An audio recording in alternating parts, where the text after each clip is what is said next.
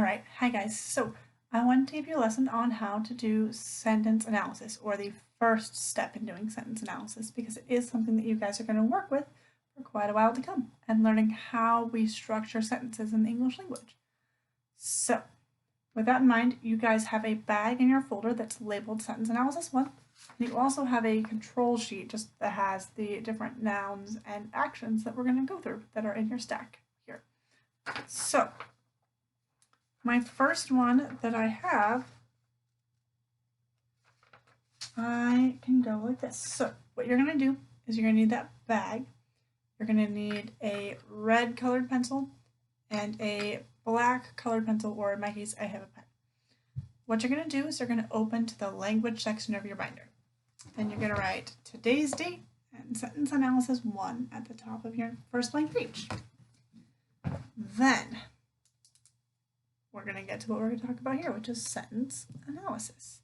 So, sentence analysis. All right, when it comes to sentence analysis, we have a couple different symbols that we use for Montessori.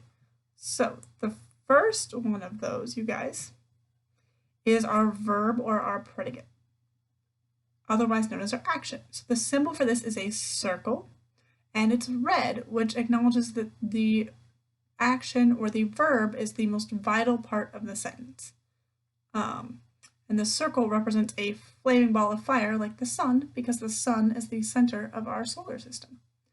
Then we have our subject. The subject for this one is also a circle, and it's a direct object, so it's a medium-sized circle, and it's black because the subject of our sentence is typically a noun. And if you remember from our earlier lessons, our nouns are always black in Montessori, like carbon. And then we have an arrow here. So what we're going to do is this. We are going to make a sentence here. I have it on my whiteboard, so hopefully you can see it a little bit better. I'm realizing that might not be the case, but we'll see. All right, so the first thing I have here is John. It's the first one in my stack. So put out John laughs. That makes sense. It's a sentence that has a subject and an action. John laughs. So what I can do is I can bring my red circle down and put it underneath my action. And I can take my black circle and put it underneath my subject. My subject is John, my action is laughs. But it's a sentence, so it's connected, because if I just said just John, I could be saying just someone's name, or I could just say laughs.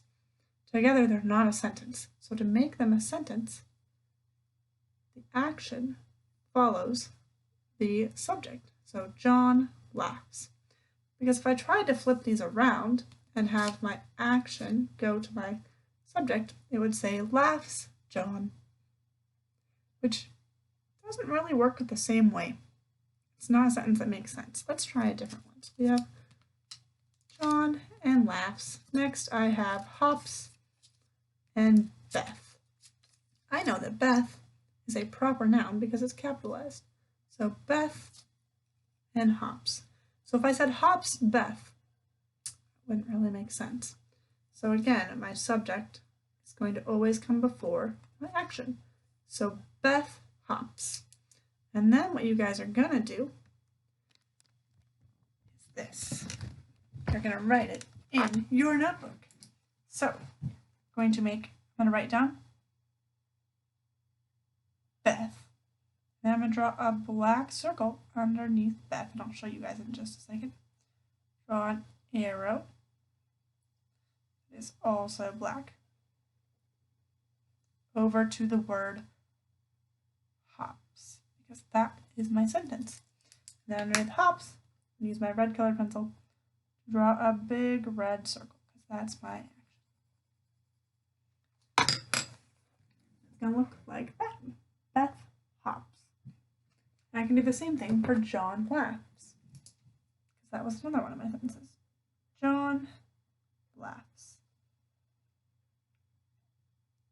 I'm going to draw a circle underneath John, maybe an arrow over to laughs, and a red circle underneath my action. John laughs. You're going to go through and do that for all the combinations that you come up with for this one until you get through 1, 2, 3, 4, 5, 6, 7, 8, 9, 10. Now, if you want to, you can use your control here as an example for the sentences to write. You could make Paul writes, Sally reads, Jenny hops, or you can switch it up with what you have there as long as you always have a subject and an action. And then I want you to write 2 or 3 more, depending on what it says in your assignment sheet, sentences to analyze that are the same length, just a subject and an action. And then next time we'll go a little bit more into what you do when there is more than one. So have fun building that, guys.